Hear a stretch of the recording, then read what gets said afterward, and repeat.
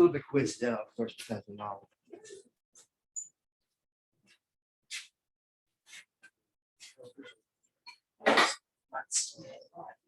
Hello, everyone. Thank you all for joining us tonight for our event with Farah Ali and Ingrid Rojas Contreras. Just a note, audience members, we do need you to keep your masks on at all times. And at the end of the event, we will have a signing right at our desk up there. And just before we get started, just before we get started, I want to let you know about some upcoming events we've got going on at Green Apple. Tomorrow at 6 p.m., we're hosting Mary Gateskill as she discusses her latest book, The Devil's Treasures, a book of stories and dreams, in conversation with Brill Marcus. And you can tune into our next virtual event on Friday, November 5th, when Melissa Lozada Oliva discusses her new book, Dreaming of You, a novel in verse with Hugh Nguyen. And without further ado, I'd like to introduce our featured authors tonight. Ingrid Rojas Contreras was born and raised in Bogota, Colombia. Her first novel, Fruit of the Drunken Tree, was the silver medal winner in First Fiction from the California Book Awards and the New York Times Editor's Choice. She is a visiting writer at St. Mary's College and is currently working on a family memoir about her grandfather, a curandero from Colombia, who it was said had the powers to move clouds. Farah Ali is from Pakistan. Her work has been anthologized in the 2020 Pushcart Prize and received special mention in the 2018 Pushcart Anthology.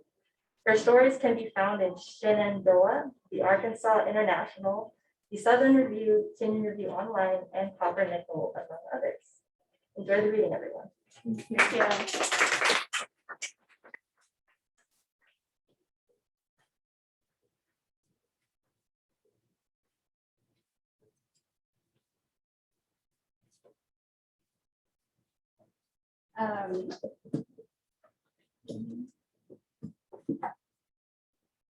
Okay.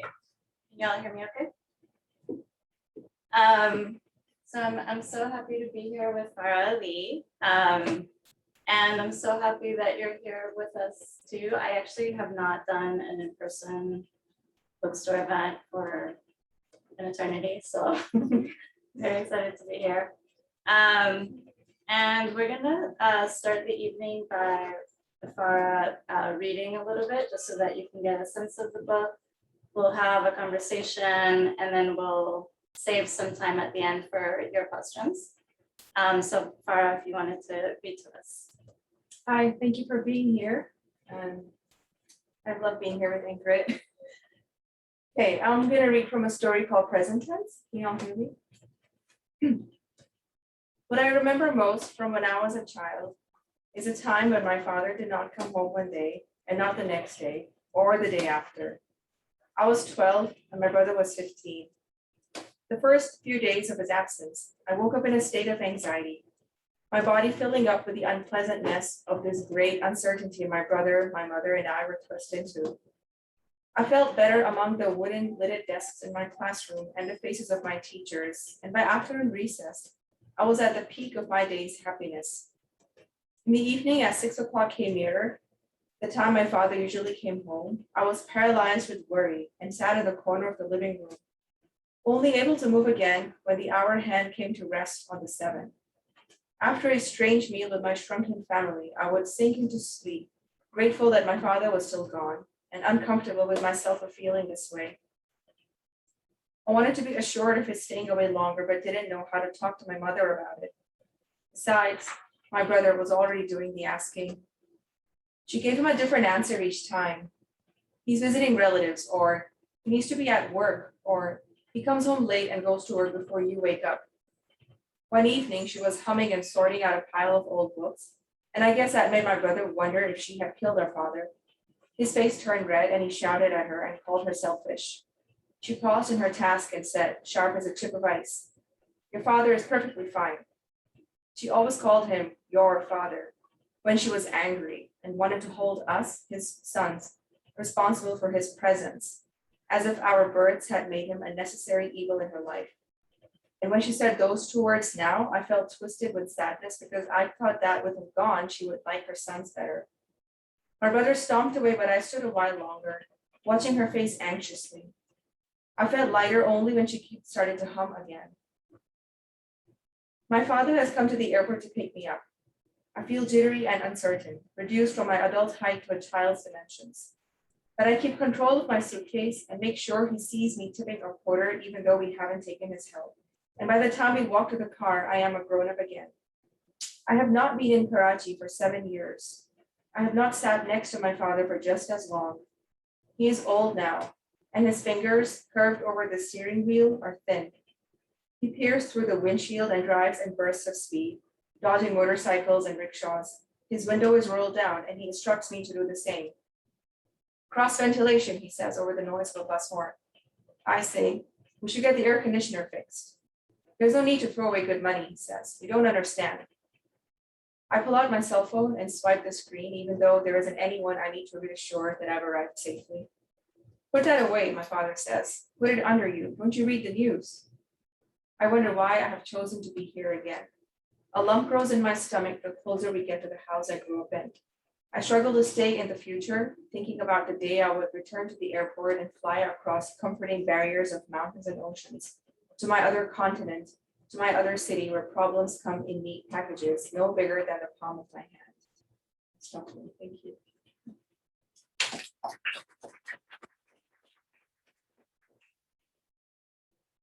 I have so many things that I want to talk about. But I thought maybe first, could you, I was wondering as I was reading where and how maybe you started to write these stories, or how, or maybe like the first time that they started to seem like they belonged together to you. Yeah, when I told myself 7 years ago that I'm actually going to become a writer in the sense that take my writing seriously. So, and then I finally allowed myself to start writing the fiction that I had always, I think, been formulating in my head. And growing up in Karachi, which is like, it's considered a beta global city, it's almost 15 million people. It's really large, and it's always busy, and it's not easy. It's not an easy place to live in. And so there were all these impressions and things that I remembered about how I felt, and things that I remembered observing. And so it just came out in all kinds of fiction, one after the other. And the collection part was, I wasn't writing for a collection, but later on, and I saw that there is a cohesiveness among the stories, there is some kind of alienation or some kind of stress happening. I thought, yeah, maybe they belong together, all based out of Karachi, though not explicitly so. Do you have as a writer, an artist, a complicated relationship to home or homeland? Yeah, I do. I ask because I do too. So. Yeah, I so understand that, because it's not a place where things work for you all the time, the power goes out, or like last year was so many things happened, I mean, I just want to say this because there was an airplane that crashed right in the city in the middle of a pandemic. And this is along with the other normal things like power going out. So at any time, it's not easy. So yeah, there's that complication. When I talk about it with my best friend whenever I visit, because she still lives there, she sometimes accuses me of romanticizing my city. She's like, really remember the good things, and I think about that. Yeah, maybe I would have a tougher time bringing up my kids there. And do you, I know that there's a lot of, one of the things that I loved about the collection were these few short stories that used kind of the language of applying for visas or just the migration or even the tourism language and putting them in a short story. Because I've always felt like it's just rife for, there's so much potential, literary potential in all of those forms. Yep. Were you like seeing those forms, were you applying, and then did you have an idea at some point about how to incorporate them? The two stories, tourism and foreigners. Yeah, they use a different kind of voice in the sense that though they're wildly different in, not wildly, but yeah, they're quite different in terms of themes, but I like to say that they're second person, but I've been told they're a weird mixture of first, second, something. So I think for tourism, because it's about a man who's feeling extremely isolated from everyone around him, and he goes to a different part of Pakistan to get away, and he's based out of Karachi, and he goes up north where it's beautiful, and it's mountains and valleys, it's more peaceful, but it's also a more isolated part of the country. And fact is that when I visited there, I thought it was hauntingly beautiful, and I learned that the languages spoken there are called language isolates. So in every sense of the word, that kind of contributed to the man's aloneness. So in the story, maybe sounds like a travel brochure, using some schmaltzy language, like please go here and check this out. It's Like, speaking to him all the time. it is best to arrive in daylight to take in the full splendor of the area. So it's kind of like written as a Talking to tourism piece, Yeah. but then it collapses and then becomes a story about this isolated man. Yeah. So yeah, I didn't start writing in that language in that way though. It was, I think, very third person, but then it became weirder because he was feeling weird. So it just made sense to use a different, stranger way of approaching it. And what I liked about this story too is that we have, I think that it's doing two things where it's kind of thinking of the outsider, someone who is visiting, and then it's also putting into language like what is, the privilege of traveling, or I think that there's a line in here like you are after all here to get healed. Yeah. So it's this. So I felt like you were investigating tourism and thinking about the Yeah. politics of Yeah. tourism with that story. Definitely that too, the whole idea of somehow there's like this background humming of he's really broken, the man, but the background hum is that of the fact that he could get away. Not everyone can. Very, very, very few people can. And so he's going there because he expects a simpleness there, a simplicity, which is also a stereotype he's expecting of the people because they farm and they have a more pastoral lifestyle. So therefore he's going to fix his head. But maybe there's that kind of sarcasm there in the story a little bit that's a wrong assumption. I mean, it could happen to people, obviously, but just because they live a simpler life in terms of material things doesn't mean that they're free of problems. And so the other story that does something similar is called Foreigners. And then it's almost like we're overhearing it one side of a conversation, which is the immigration official interviewing This old couple an old couple who's applying for a Visa. visa. for the US. What I loved, like having gone through that kind of interview myself, is just how you captured how invasive and uncomfortable that. Yeah, invasive is the process right is. word. Yeah, Yeah.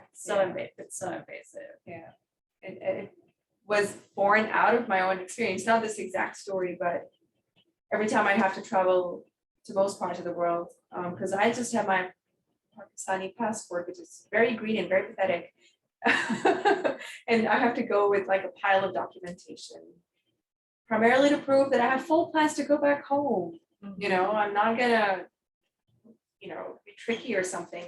So I had gone to the US Embassy in Dubai, and I did live in the States many years ago, but for a very short time, and I had a kid who was born here. So the official, he asked me, and they're usually really brusque. They're not very polite, No, and they make Never. you feel really bad. So he says to me, I see you had a son who was born in the States, and I said, yeah, I was there for 3 years. And he said, if you go there again, and if you haven't had the kid, I'll know.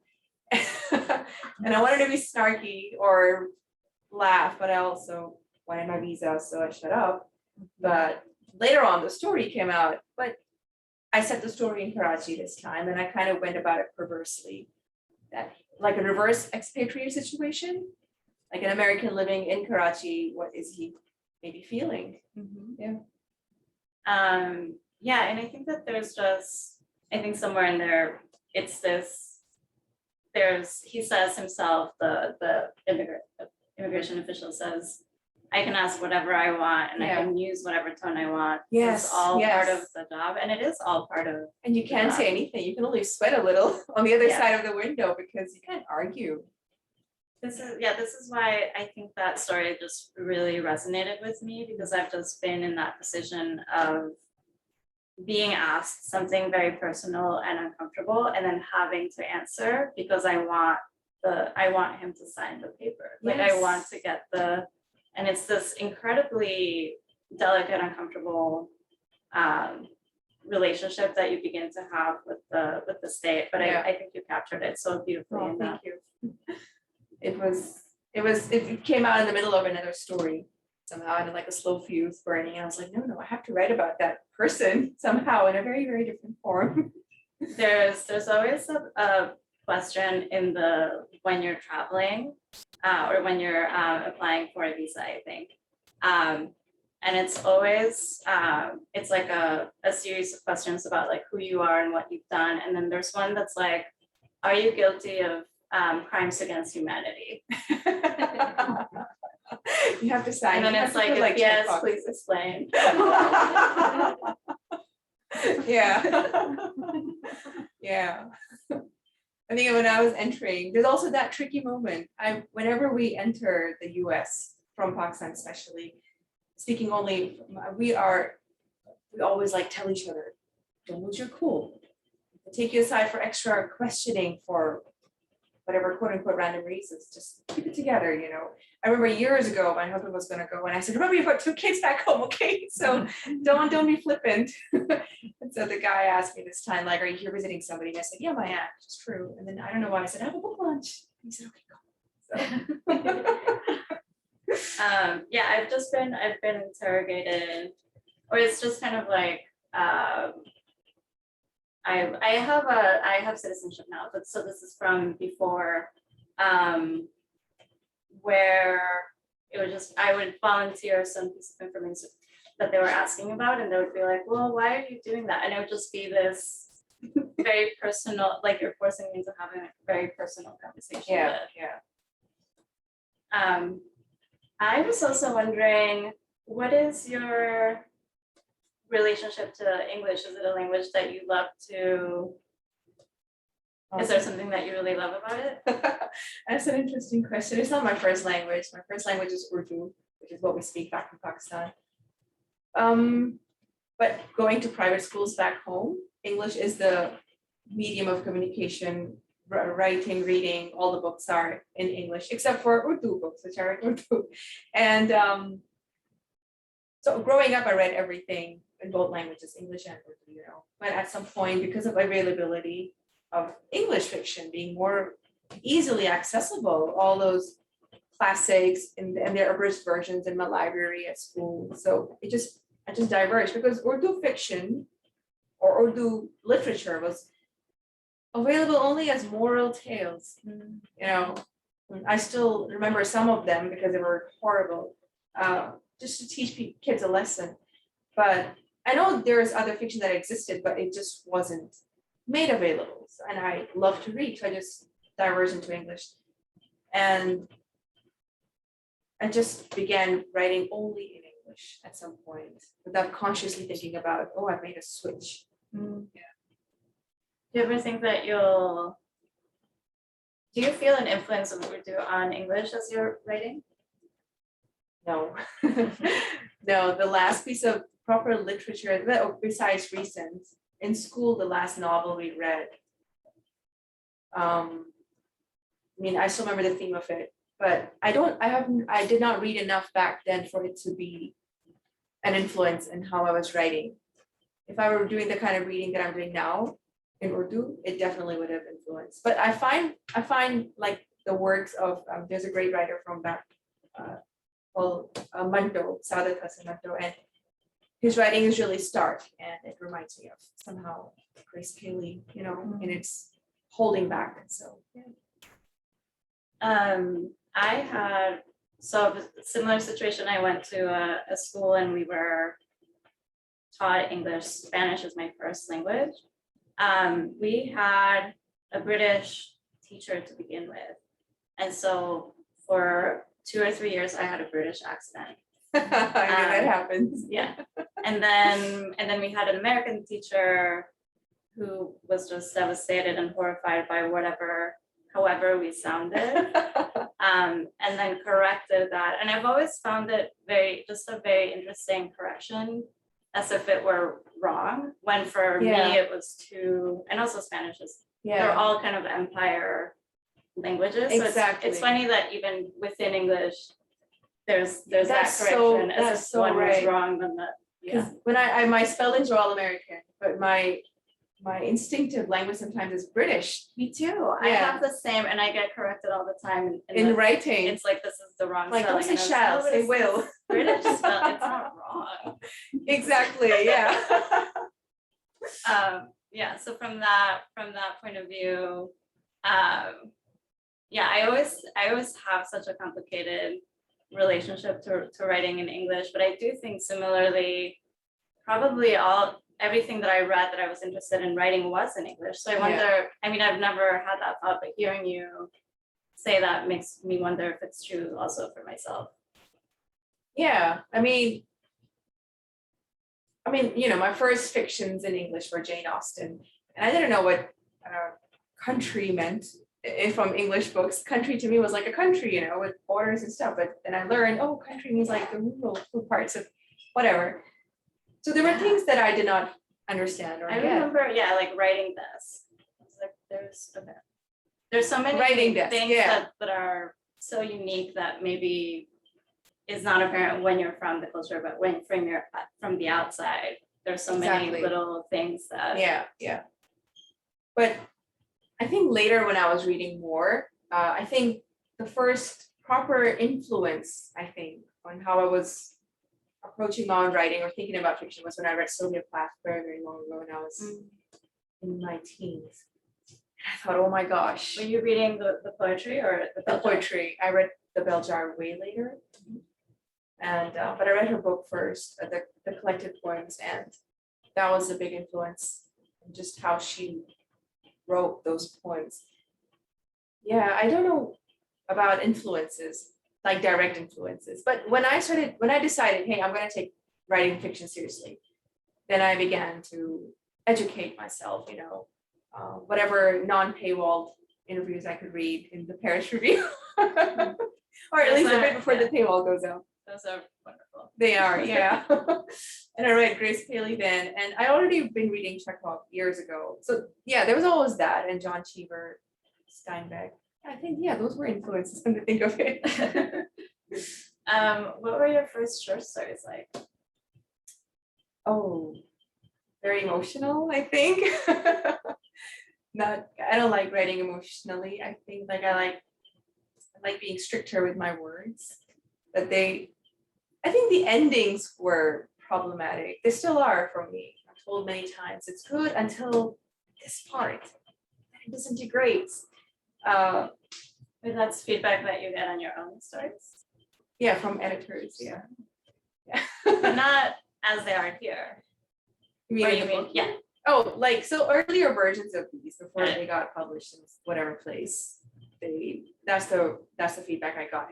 But if you mean things that I wrote that I discarded, No, I meant these. oh, in these. Yeah.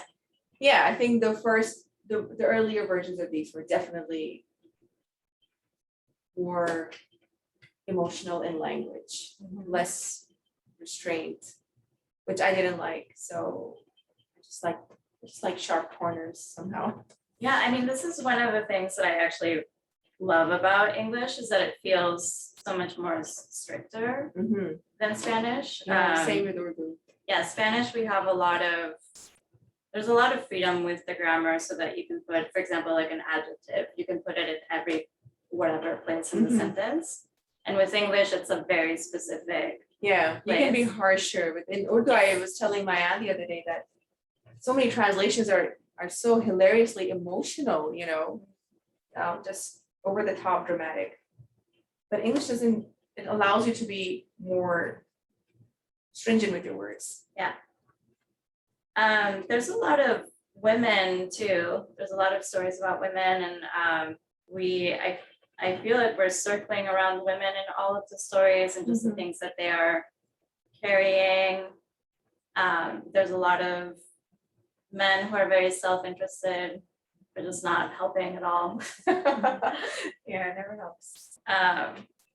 Were you thinking about women as you were writing this, and a very specific experience that you were drawing from in terms of observing how women live or what they have to put up with?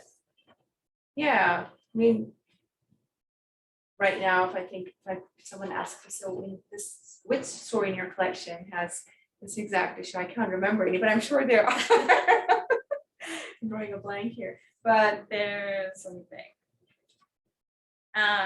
Linked Together is Together. really women centric. Yeah. Like it's friends basically who have Yeah. a lot of things going on. Yeah, definitely. I mean, the effect of heat on Yeah, people is another that one. where now you're like, okay, Yeah, actually. all the bells are in here.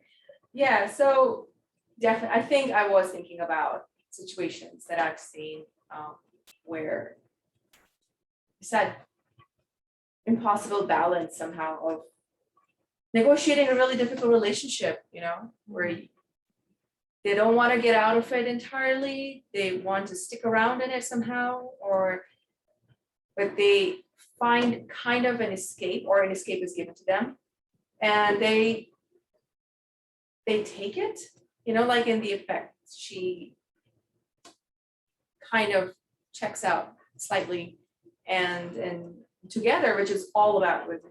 I think I really enjoyed writing that story,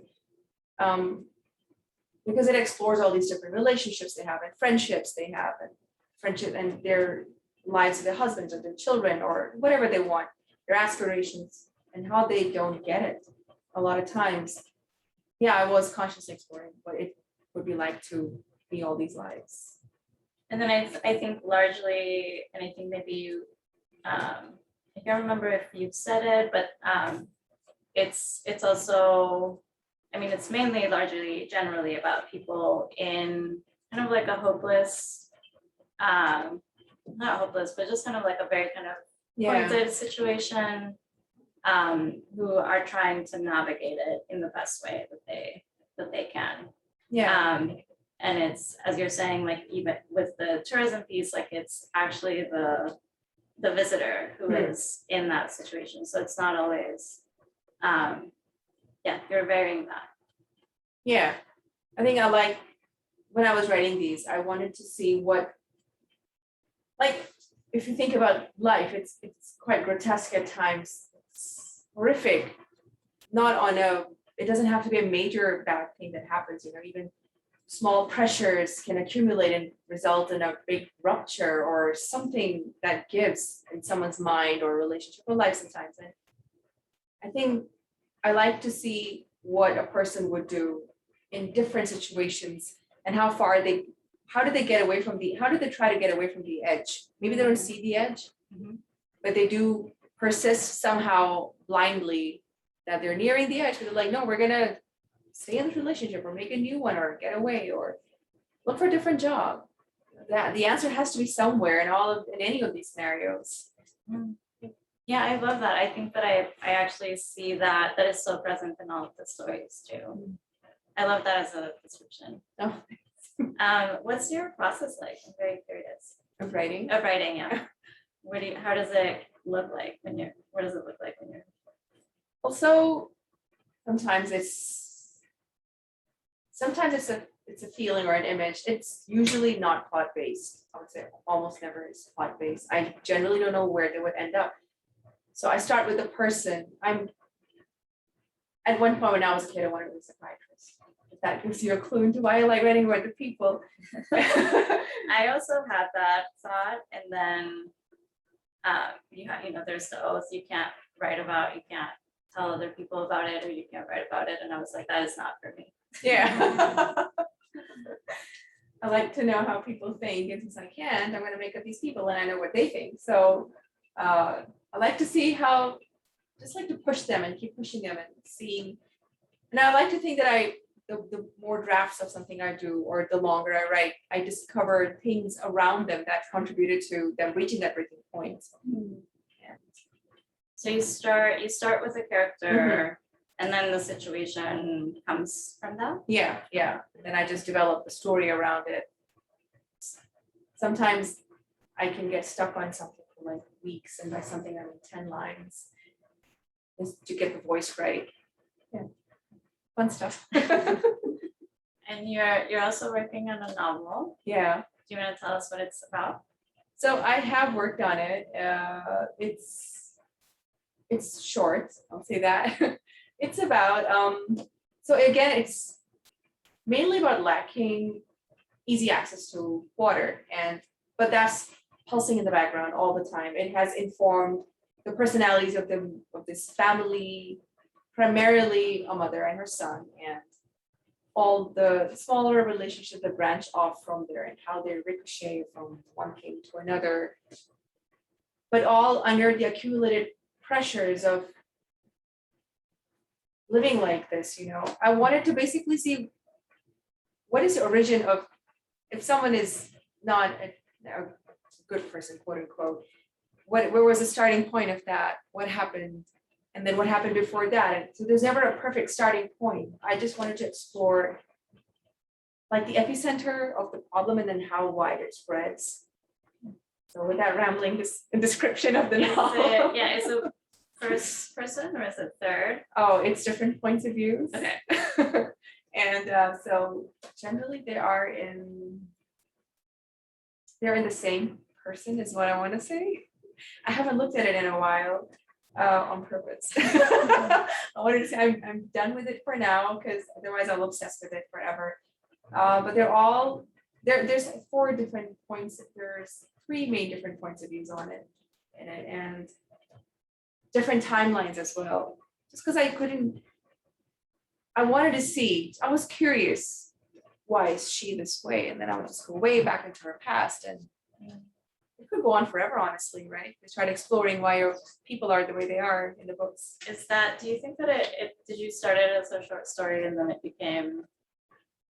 No, You wanted it. I wanted to write a really short novel, but I did not want to write multi points of views. Yeah, I it's wanted never to write completely what one. you want. No, never. And then it just wouldn't behave. So it had a mind of its own. It said, no, she also wants to speak, and he also has something to say, and it cannot all be for now. Let's go back 30 years in time.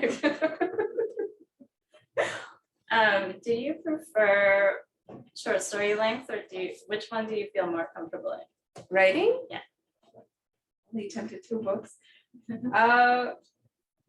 I think whatever I attempt will be short, whether it's story or, short stories, or if a novel ever again, then it'll again be short. So it's just, I like the feeling of something hard and sharp and fast somehow in fiction. I love reading bigger, longer pieces too, but as writing goes, I like to be strict with my words somehow. Yeah, and somehow that's easier to do if it's shorter. Like, I don't know, then you have to get so much across in few lines and not leave out too much, and so the reader's like wondering what the hell happened between then and now.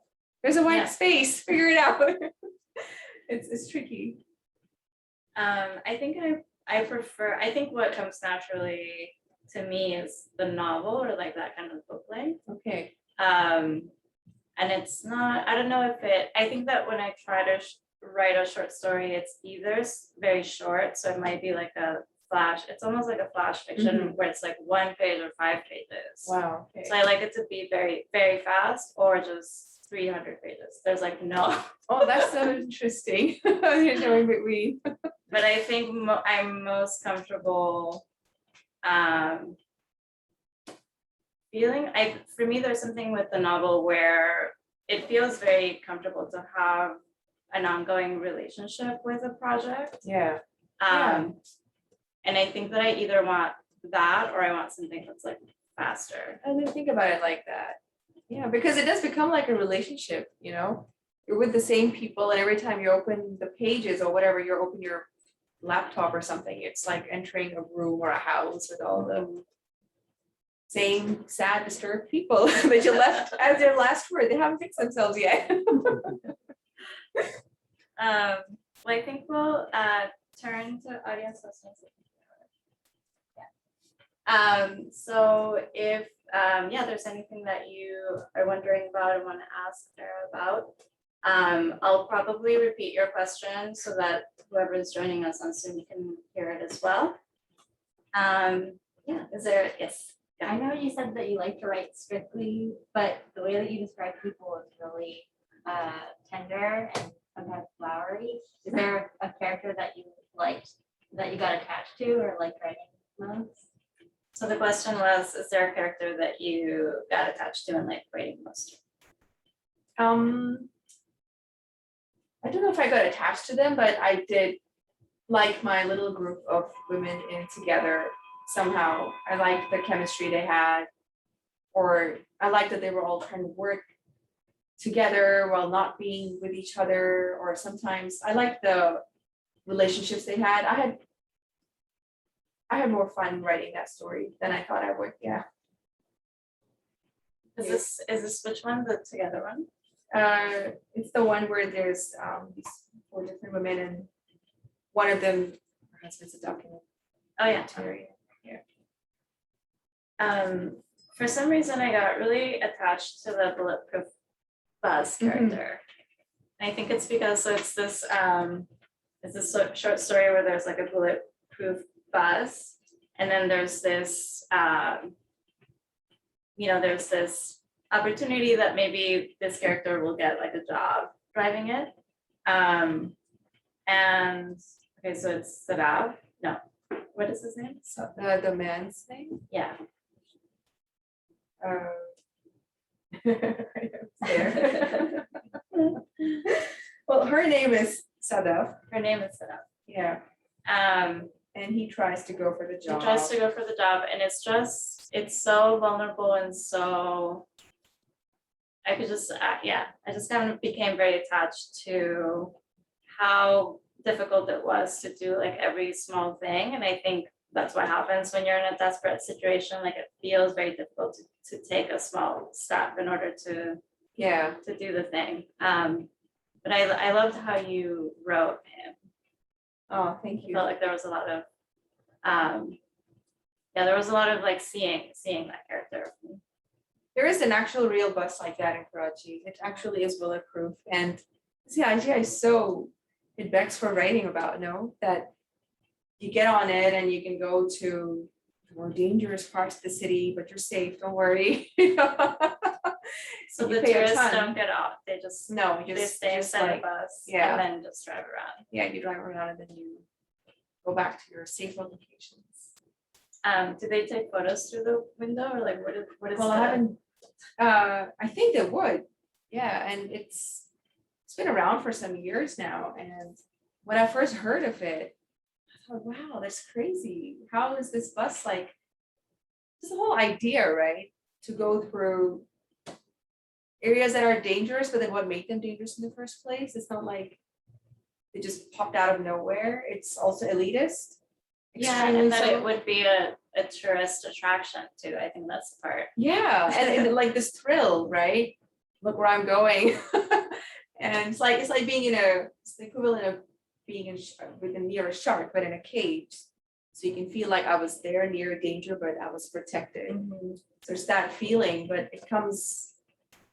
it's your way through neighborhoods where actual people live, right? So, but yeah, I like when I wrote about the protagonist of that story, I wanted to think about what it's like to be a man who maybe doesn't want to have like a job all the time, but he feels forced to because it's his way to provide for his small family. But he tries. There's a lot of things. He tries. I think that's the thing. What does anybody else have other questions for Farah? Yes. Since we don't meet anybody, it's a little off topic, but since we don't meet a lot of people that know anything about Pakistan, let me tell us a little bit about your impressions from your contacts about what it's like currently there, what people think about Afghanistan, what they're, and economic stresses and things like that. So the question was about what Pakistan is like. And yeah, I wanted to expand that maybe to what the writing world is also like, where you Yeah. are. So it's a not a really big sized country, but it's very, very populated, it's populous, and we do have relationships with our neighboring countries that require a lot of diplomacy. And those diplomacies are not always born of the countries themselves. Like when I was researching for something, and Pakistan is not a very old country, it only gained independence in 1947, right? So I was researching some of that history of my country, and in those very brief years that we've been around, the US is always there. Always, always, always since 1947. So it's never away. So, and it's never away from Afghanistan, it's never away from any of our neighboring countries. So as far as the writing world or the world of art goes, I think Karachi is electric for me when I go there. There's a lot of theater there, a lot, and there's a lot of music there, a lot of indie bands there, a lot of underground bands. And there is writing there, like the university that I graduated from, it has a creative writing program now. It would have had that back then, I would have been in it. So there is a lot of creativity that comes out. I think with so many people there, and it's impossible for them not to find an outlet for creativity somehow. What was did the pandemic affect what the literary world or the art world or even the performing arts field in any way? Sorry? The pandemic. Oh, the pandemic. Yeah. Yeah, definitely. Everything came to, no, I wouldn't say everything came to a stop because it has a different makeup to how you feel about danger back home, you know. Just carry on. You don't suddenly stop life because of the pandemic or whatever other problems. You become more cautious, but everything else generally took a hit. Yeah, universities, everything went online, and in that sense, there were no theater performances anymore. There were no concerts anymore for a very long time. Yeah, it became quieter in the arts department. Were you writing in that time? So in the pandemic, because I don't live in Pakistan currently, I live in Dubai, and everything was under super strict lockdown. I did write, but it's because I have to write, otherwise I'll become hard to live with, truly. And none of those things that I wrote are worth publishing. They're just, you know, things that I had to get off, and they will never become a story. I was writing, but just to get through it somehow. Yeah, I think even for when it was pandemic and I was writing, I kept thinking about how even that desire of wanting to create something, whether or not that ended up being something that I, Yeah. goes out into the world or not, that act of creation was like a very small moment of hope. And so Yeah. it felt like very kind of joyful and important in its own kind of contained Yeah. way. And it does allow you to get away for a while from what's True. Yeah, I think Immediately a lot after. of writers had this ability to if when it was possible, because it wasn't always possible, but you could have a little kind of refuge that you your own built to worlds. yourself. Yeah. Other questions for Farah? As a Pakistani writer, what has been the reception in your own community? Because I know for us writers of color, maybe Ingrid can relate that I think we feel a lot of responsibility sometimes when you're writing the stories. So I'm wondering, what has the reception been towards your stories? Have there been detractors saying, that's not accurate, she didn't write that well, no, that's not true? Or has there been like, thank you, and maybe both, like, thank you for writing the stories, we need a voice coming from this community. I'm just wondering what your experience has been. That's such a good question. Such a good question. Yeah. So it was, what has been the reception like within the Farah's community? When I go there with my books, then I will have a more informed answer. But having said that, I've already, because when I write, I'm very prickly about being told that's cling into the narrative or stay away from it, or, you know, I don't write for an audience, I write for myself. And so to be told, it's the one place where I shouldn't have to worry about what I'm labeled as. So, yeah, I've been told definitely by people who write my short stories, a few of them, that it's not all bad here all the time. I said, I know it's not. I love my place. And even though sometimes it does drive you crazy, I have been told that the men are not all bad. And I, I said I wasn't setting out to write a misogynistic book. And I don't know if people will think I think it'll be inaccurate to say that it's a representation of home, because there's so many different kinds of people that I've explored here. And I've never explicitly identified Karachi or represented it. It's there because it's in my DNA and it will come out in my fiction. It can't not, you know.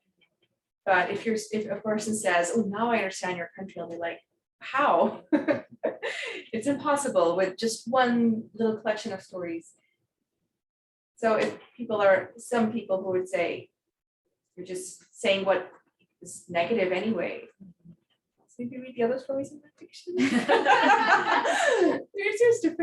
There's other problems here too. Yeah.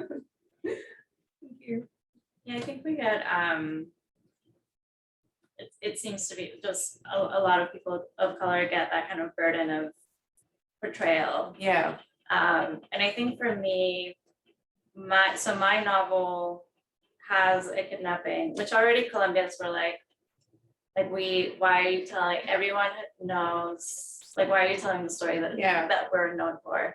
And it was in the 90s and Pablo Escobar was in it. So I was doing like all of the all of the things.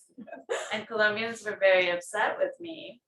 And you know, like the thing that I kept thinking about was how there's a difference between the stereotype, which is kind of the flattening narrative. Yes. And you know, a writer kind of going into that narrative and telling it like how it was experienced. So to me, when I got that feedback, I was just so, I could understand where that comes from. But also I didn't understand like that idea that just to write into it would mean that you're kind of like reinscribing the stereotype. Yeah. And the problem is that you do understand where they're coming from. You're so right. You can't shrug and say, well, I don't care, because you do have those feelings about your place. And you do know how the portrayal of it is or the perception of it is, and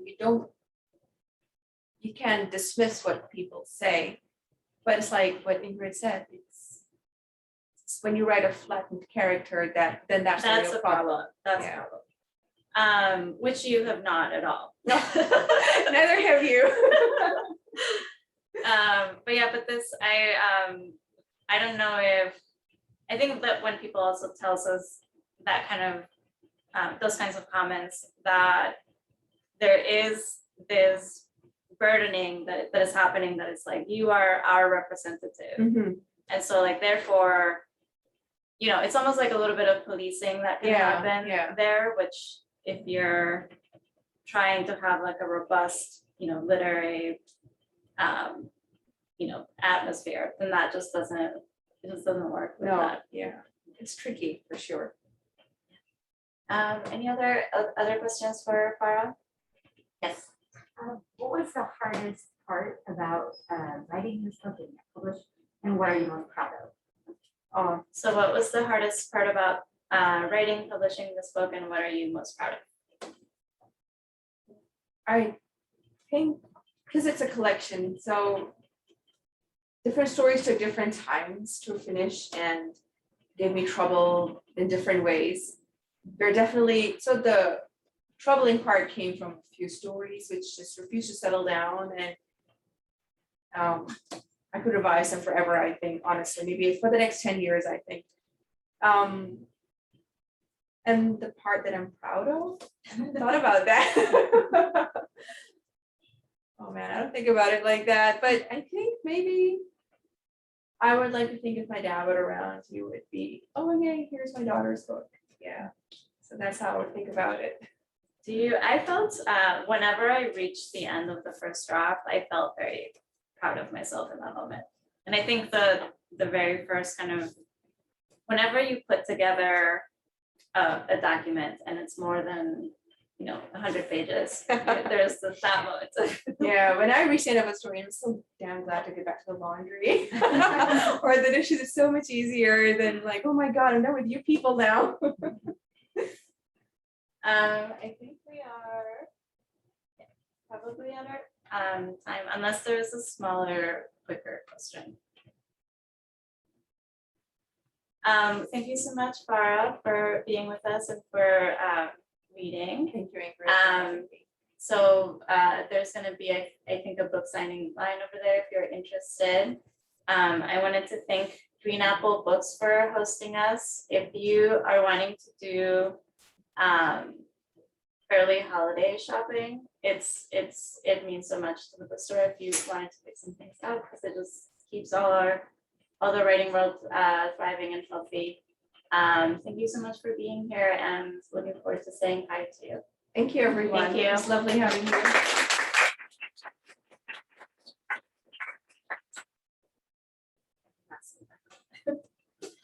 It feels so strange.